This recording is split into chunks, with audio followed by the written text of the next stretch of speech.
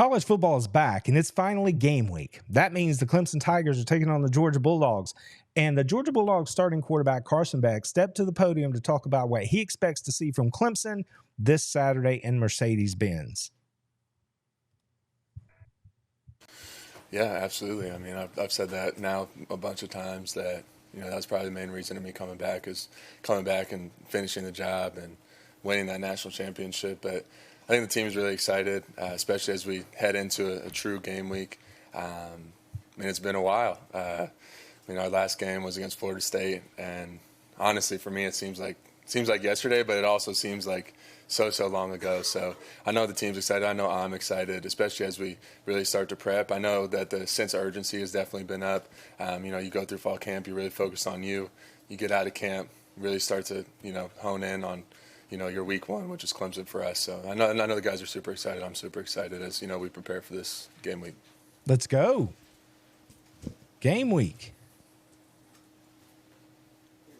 We all know national championships, what he came back for. Crazy to think about the Clemson game in 2021. It's really those two teams kind of went on divergent paths after that, but they came in ranked and everything. What are your memories? You were obviously very intimately involved in the game plan, getting ready for them and everything. What's your memories of that game and when you think back on it now? Yeah, so that was 2021, and we were in North Carolina. I think we played that game in North Carolina. It's a crazy game, first off. I mean, we didn't, by crazy, I mean, there wasn't much offense involved in that game. I think it was 10-3, if I'm correct. Really good defenses. I remember their defense being really good that year. Our defense being really good that year as well. Haven't spent a lot of time on scout team going against them. But going back to then, obviously it's a very different situation compared to now, which is crazy to see, how time goes, how things can change. But going back to then, just remembering how, good of a team they are and coming in being ranked, us coming in being ranked, and how big of a matchup that is, to come into week one and now full circle coming again 3-4 years later and seeing the same exact thing coming back. So, but actually being the starter this time. So, Yeah, that's the big deal. This time last year, now it's his show. Entering your first game week as the starter, just how different do you feel right now, knowing you've got all these starts, all these games under your belt? You're ready to, I guess, hit the ground running from game one. Yeah, it's very different. I think maybe like some of the nerves that I had last year going into week one aren't present. I'm very anxious to get out on the field. I'm very excited. I have a lot of energy, heading into that, week one, considering we haven't played in so long. But it's definitely a different mindset, a different approach. Well, same approach, but in a different way, if that makes any sense. I can explain it a little later if you want me to. But no, I'm super excited for week one and going into that game. But seeing the difference from game one to game 14 last year, I'm excited to see what the jump is going to be from game 15 to however many games that we end up playing this season. Carson said something similar at SEC Media Days. And the difference here is that, last year he might have had some nerves and stuff. But this year, yes, he's anxious to get out there and play, but it's a completely different guy that's walking out there. So now he's not worried about leading the team and getting everybody lined up right. Now he's worried about leading the team to see just how good they can be. He's looking to elevate the players around him as opposed to just being a guy that's looking to do his job. And I think that is a huge distinction and one that Carson Beck is actually ready to take on fully.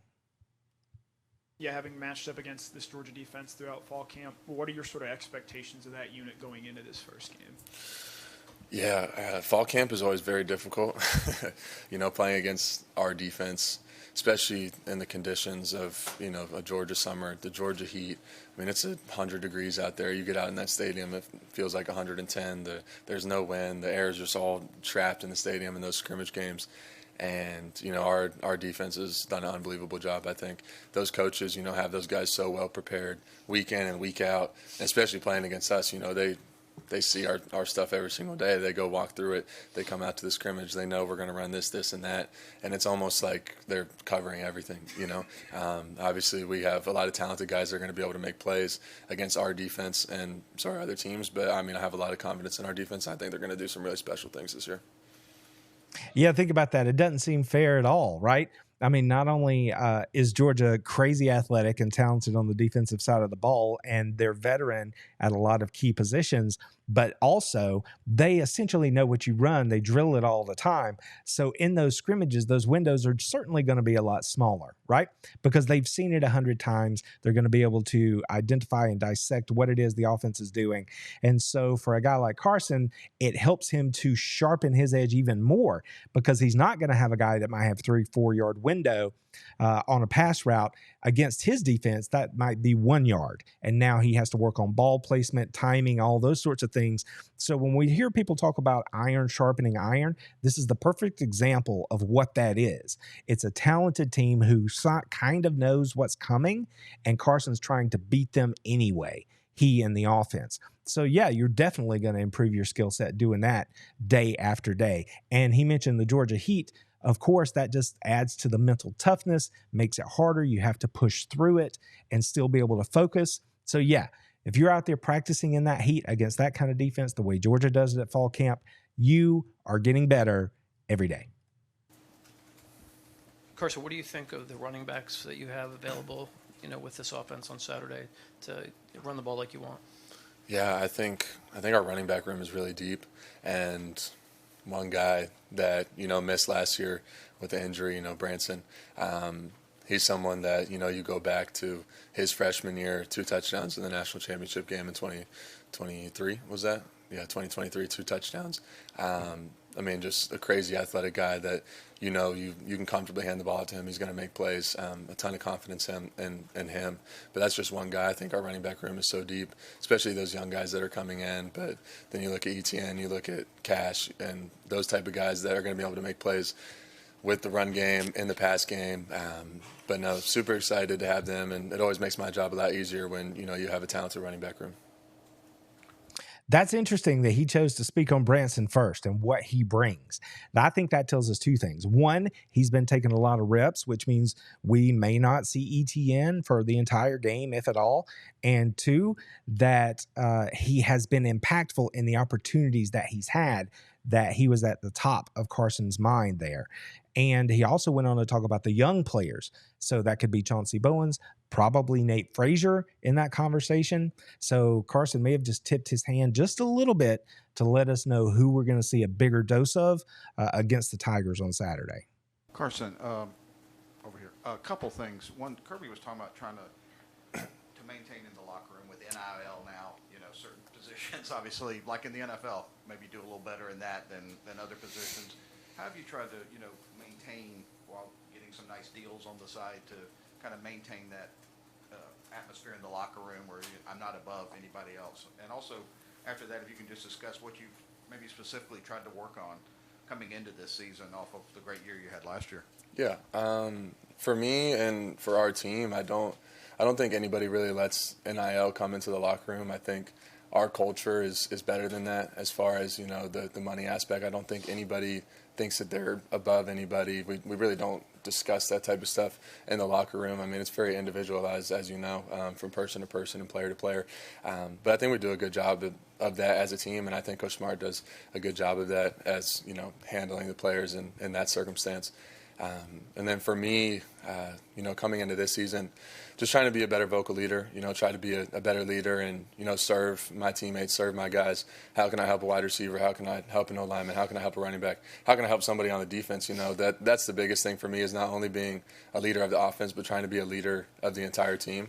And, that's a step for me, because last year I really leaned on Said, him having that respect and gaining that respect from the guys, being a 3-year starter. But obviously him being gone now, someone has to step up into that role. So I've really been trying to step up into that role as, spring ball went through, summer ball, fall camp, finding my moments and, just trying to find myself and my peace in that circumstance. That's big for a couple of reasons. I mean, obviously, I think Carson nailed it right there, and I think he's shooting you straight. Because of the culture that Coach Smart has put in place in Athens, they fully understand it because they address it early on. Like every year when they start a new season, Coach pulls the team together. He lets them know people have different opportunities. But Carson hit the nail on the head there in that it is so individualized. You do the best you can do for yourself. That's fine. But we leave that stuff outside the locker room. When we come in here, we're keeping the main thing the main thing. And for Georgia and Carson Beck, that is trying to win another national championship. And you heard Carson talking about what he's done to grow himself, which is to become a better leader of the entire team, not just the offense, not just a guy who's going to do his job, but a guy who is going to not only do his job, but then raise the level of play for everyone around him. And that is the true definition of a leader. And it sounds like Carson has no illusions that that's what he needs to do, and that he is trying to do that every opportunity he gets here heading into his final season in Athens. It's not a true road game, but Kirby was interested in how the communication and the headset would work, in loud environments. Have you practiced? I'm sure no details unnoticed here. How's that gone with the expectation to communicate in what could be a louder environment you're used to? Yeah, it's definitely different, being able to hear it through the headset, or through, I guess it's a headset in the helmet, and then opposed to looking at signals on the sidelines. Now we'll still do both, and which, if you can't hear, you go straight to that. Your eyes go to the sidelines, and so I don't think that we'll have any communication issues. But I mean, we'll see as far as me actually being able to hear and being able to hear Coach Bobo in the helmet week 1 come. I didn't know that they were still going to maintain their hand signals from the sideline. A lot of people had talked about how they assumed that was going away, but obviously Georgia's still going to have a backup plan to a backup plan, right? No stone left unturned. They're going to be prepared for whatever may happen on game day. And in this instance, that means both the speaker in the quarterback's helmet as well as the old school hand signals over on the sideline. That's interesting. Yeah, Carson over here to your right. Obviously, you've had some time to study and prepare for Clemson. If you could, just real briefly, how would you describe who they are from a fundamental standpoint on the defensive side of the football? Yeah, from what I've been able to see, watching some of their games from last year and some cut-ups, is, they're going to play you straight up. They want to play man-to-man and, pressure you. They want to force the hand of the quarterback, maybe get an extra guy in the box, say, okay, like, you're not going to run the ball, like, you're going to have to throw the ball. So, how do we, manage different schemes to where we're still able to run, maybe play action pass, different pass schemes of, how can we get different matchups on different guys. So no, but, they're a very talented team. They got some young guys that are going to, have some playing time for them and get in there. But they're going to challenge you, and, they're going to be up in your face, and, I'm excited for that. It's going to be competitive. Well, it's like I was saying earlier, Clemson is a defense that is going to be salty, and they feel like they're pretty good, especially in that front seven, and they are going to challenge you in the pass game. So the key determining factor here is going to be, is Carson Beck going to be able to take advantage of all of his skill set and gifts, being able to identify what the defense is doing quicker, being able to find the right receiver as he moves through his progressions and get the ball out in a hurry, because he has one of the most quick releases in college football. So it's going to be a chess match and a game, and it sounds like Carson's well aware of that, and that they are scheming in such a way to take advantage of the opportunities that those matchups that an aggressive Clemson defense might give them. So he could have a really big day if they hit home on a couple of those against the Tigers. Carson, right here real quick. You referenced that 2021 matchup with Clemson. How different are you guys as a program now compared to that first game back in 2021? Obviously, the way that season ended kind of set you guys off on this run. Yeah, I don't think the culture has changed at all. I don't think the approach has changed at all. It's actually a great question. Thinking about that, going back to, I guess, how old would I have been? I guess I was 19 then.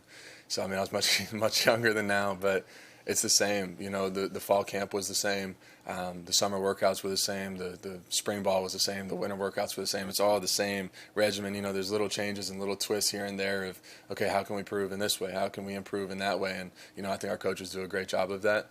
But there hasn't been that much that's changed. It's still the same approach and same mindset and, the same goals. The standard Carson, is the what did you standard. see from Dylan Bell just this offseason as he gets ready for his third year in the program? Yeah.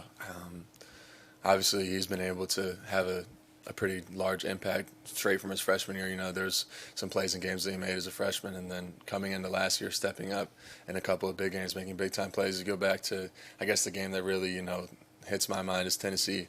I think he had like 130, 140, maybe one or two touchdowns. I think he had a passing touchdown in that game too. But no, he's so versatile and can be used as a weapon, whether that's in the backfield or as a wide receiver. And there's so many things that he does well. So I'm super excited to watch him not only go out and perform and make plays, but as he does make plays, for his confidence, to continue growing as it has since his freshman year. Yeah, Dylan Bell being able to focus solely on wide receiver this year with a good opportunity to be wide receiver 1A, if not wide receiver 1 for Carson Beck. I am very excited to see what that young man is going to be able to do. He had so many good plays last year, especially down the stretch. He really started to gain in his confidence, and with a full offseason doing nothing except focusing on wide receiver, Dylan Bell could be poised to have a really big year for the Dogs. Carson, can you quantify just how much more control you have now over the offense than going into last year? Kirby's quote in the spring was "time to let the cat go play." What does that mean to you? Yeah, I mean, there's always parameters of our offense, whether that's checking a play or checking a protection, or if we're in this play, we want to go to this play. There's always parameters, but I definitely feel very confident in what we do and our plan and what Coach Bobo has called. He does a great job at looking at a defense, scheming up a defense, and finding certain plays and ways to get the ball into the guys that we want the ball in their hands, if that makes sense. But for me personally, just going out there and, being able to play loose and play free, because I do understand the offense, the back of my hand. It's every play can get called. I understand exactly where I need to go with the ball for a certain coverage. I know exactly what play we need to check to if they're doing this as a defense. I mean, there's so many things. I've been in the offense for 5 years, so I know it like the back of my hand. I'm very comfortable with it, which allows me to play even faster. That's such a huge key. Year 2 for not only Carson Beck as a starter, and it's like he said, he knows the offense forwards and backward, and he is now paired with an offensive coordinator in year 2 who is back for year 2, and they have been attached at the hip all this time. They should literally be like one hand inside a glove, working together on the field. They know what they're trying to accomplish, and that is going to be a beautiful thing, I think, as we watch the Georgia offense operate this year. Radio added, you just added to that even more, would you say, or does that had really any effect, the helmet radio? Can you say that again? The helmet radio, is that even added and enhanced that even more? Oh, absolutely, because I'm able to get the play even faster now. I mean, the guys are still looking at the sidelines, and I'm hearing the play. I'm already trying to dissect. I'm watching the defense get set up as I'm hearing the play in my mind, so those thoughts can get even quicker, because, I mean, sometimes you get the play in a little late. Maybe there's 15 seconds on the clock left, or there's 12 seconds left on the clock, and, they're in this defense, I need to check it, but we don't have enough time to check it. We got to run the play. So being able to watch the defense get set up, maybe start thinking about some things that maybe I couldn't have in the past a little bit quicker now, definitely, I think, adds to that. It's almost unfair, really, because you've got a quarterback like Carson Beck who completed 72% of his passes last season, has one of the best offensive lines in the country, and has one of the quickest releases in college football. And now he has the added advantage of having his coaches in his ear, and they get the play in quicker. He gets to dissect the defense quicker. He gets to see which way does that safety roll, which way are the linebackers shaded. Sounds good. One more question, Roger. Carson, we asked Kirby last week about your chemistry with the receiving corps, and some of your go-to guys have moved on. And he said it's kind of a fine line. You need to develop chemistry, but he's also got to get a lot of receivers ready to play. So kind of what are your thoughts on maybe some of the chemistry you're working on with this new group of guys, and trying to get some guys some playing time while developing chemistry with them?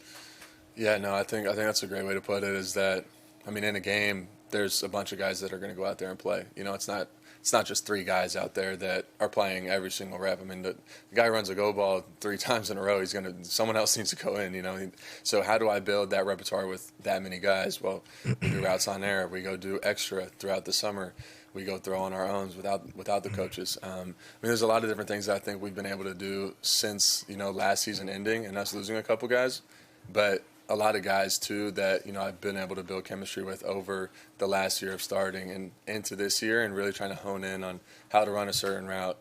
This is what I'm expecting against this coverage. There's a lot of different things that go into, you know, the connection between a wide receiver and a quarterback. So just continuing to, you know, build that chemistry, I guess, to an extent, is how we've been able to really level up and, you know, instills confidence in me and them.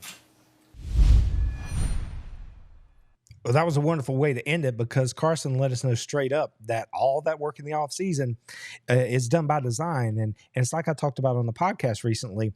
It's not like Georgia's going to have one or two guys that are just going to catch every ball. They're going to distribute the football, and they're going to build quality depth. And in the process of doing that, it's giving Carson the opportunity to work with a bunch of different receivers. And that way, everybody who comes into the game, he knows that he can have confidence in their abilities to get the job done. Well, that was a starting quarterback, Carson Beck, breaking down the matchup against Clemson here in week 1. Until next time, y'all enjoy the games and go Dogs. Told them, how about them fucking dogs? That's what I told them.